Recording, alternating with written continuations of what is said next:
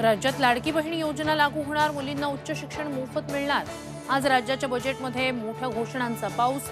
दुपारी 2 वाजता अजित पवार सादर करणार बजेट। दगडफेकीच्या घटनेनंतर मातोरी गावात कडक पोलीस बंदोबस्त, गावातील तणाव निवळला। चौंडी दौरा रद्द करून लक्ष्मण हाके पुण्याला रवाना।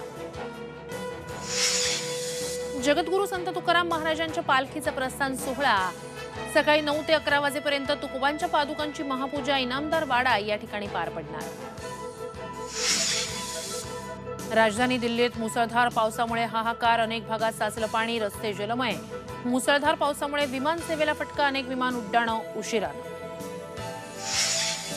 इंग्लंडचा 68 धावांनी धुव्वा उडवून टीम इंडियाची फायनलमध्ये धडक। रोहित शर्मा, सूर्यकुमार यादवची तुफानी खेळी।